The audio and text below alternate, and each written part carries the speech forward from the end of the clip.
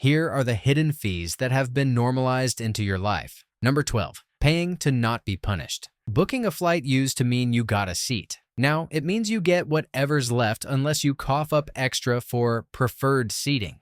Want to sit next to your spouse? That'll be $25 each way. Skip it, and you might end up wedged in a middle seat between two armrest warriors who pretend you're invisible. Airlines claim it's about choice, but really it's about turning basic comfort into a paid upgrade. And here's the trick. Families often feel forced to pay just to avoid being split up, especially when traveling with kids. It's not an added luxury. It's paying to avoid a worse experience the airline engineered in the first place. The seat was already there. The fee is for mercy.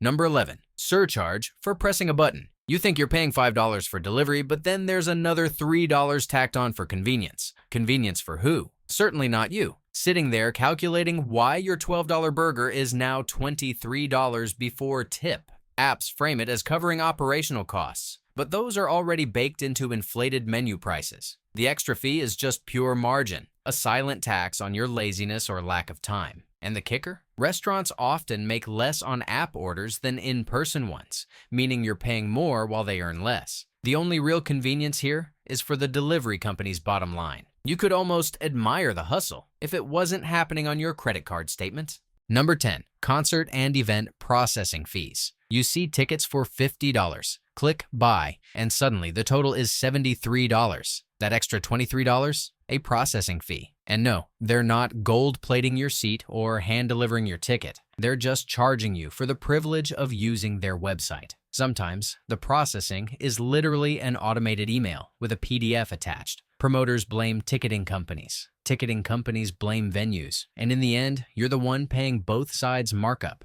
The kicker? These fees are often a percentage of the ticket price, meaning you pay more for processing the exact same way if you choose a better seat. It's like a restaurant charging you extra to hand you the menu. The show might be worth the price, but the add-ons are just an encore you never asked for. Number 9. Early termination fees. Sign up for a phone plan, internet service, or gym membership, and you'll see it buried in the contract. Leave early and you'll pay. Sometimes it's a flat fee. Sometimes it's the cost of every remaining month in your agreement. Either way, it's hundreds of dollars for daring to stop paying them sooner. Providers frame it as recouping costs, but the truth is, it's a leash, a financial threat to keep you locked in, even if the service is bad or they keep raising prices. Some companies even make the cancellation process deliberately slow, hoping you'll give up and ride out the contract. It's not about recovering losses. It's about punishing you for leaving before they've finished milking your account. In the end, it's the only breakup where you pay for the privilege of walking away.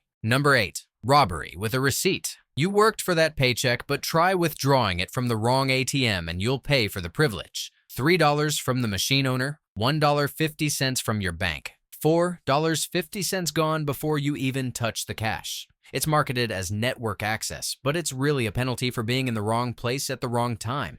In some tourist spots, fees can top $7, turning a quick $20 withdrawal into a 35% tax. And the kicker? Most of the cost isn't tied to actual processing, it's profit. You wouldn't pay someone to hand you your own wallet, but at an ATM, that's exactly what you're doing. The only thing more outdated than cash is the racket you pay to get it.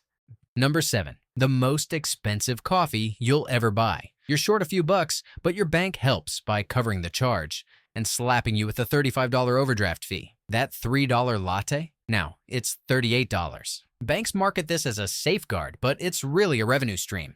Instead of declining the transaction, they approve it, guaranteeing they can charge you for the favor. Even worse, multiple small purchases in a row can trigger multiple fees in a single day.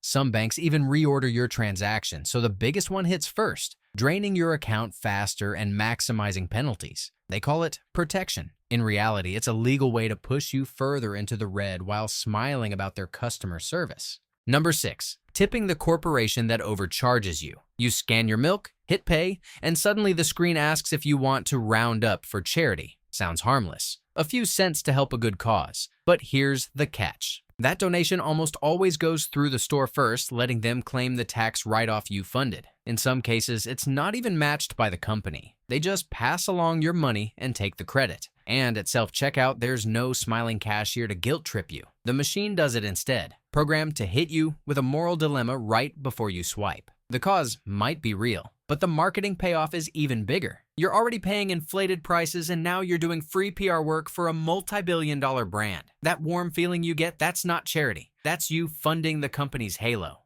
Number 5. Streaming service ad-free plans. You fork over extra each month for the ad-free tier, thinking you've escaped interruptions. But instead of ads, you get promotional content, sneak peeks, sponsored segments, or giant banners pushing the platform's own shows. Sometimes, they even run full trailers before your movie starts and call it programming. The language is the loophole. They promised no ads from other companies, not from themselves. And with streaming prices climbing every year, you're basically paying more to be marketed to in a slightly more polished way. The old cable model? It's back. Only now you pay twice. Once for the content and once for the privilege of having them sell to you anyway. Number 4, paying extra for garbage you can't reuse. Once free, those thin plastic bags now cost 5, 10, sometimes 25 cents each, supposedly to encourage reusable alternatives. Sounds noble, but here's the catch. Many stores quietly switch to flimsier bags that rip before you even reach your car, forcing you to buy more. And while the fee is framed as an environmental push, the store still pockets most or all of it. In some cases, they even charge for paper bags that are just as cheaply made. The net effect? You're paying more for worse quality, while the brand gets to look eco-friendly without actually changing much. It's the rare product that fails at its only job and somehow costs more for the privilege.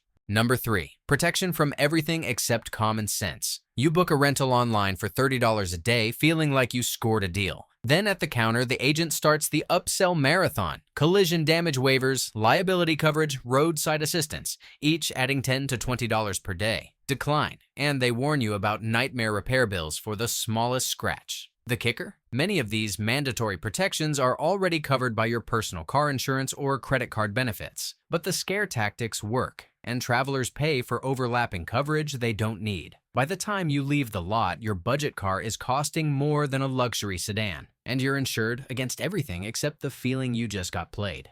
Number 2, paying for time that was already there. You arrive a couple hours before the official 3 p.m. check-in, hoping to drop your bags and relax. The room? Ready. The front desk? Smiling. But unless you hand over another $25 to $50, you'll be waiting in the lobby. Hotels frame it as a special accommodation, but it's really monetizing empty space they already control. In many cases, cleaning is done well before you arrive, meaning that early check-in fee is pure profit. And because you've just traveled and don't want to kill time wandering around, they know you're more likely to pay. It's not about scheduling, it's about cashing in on your fatigue. The room was yours anyway. The fee is just for unlocking it sooner.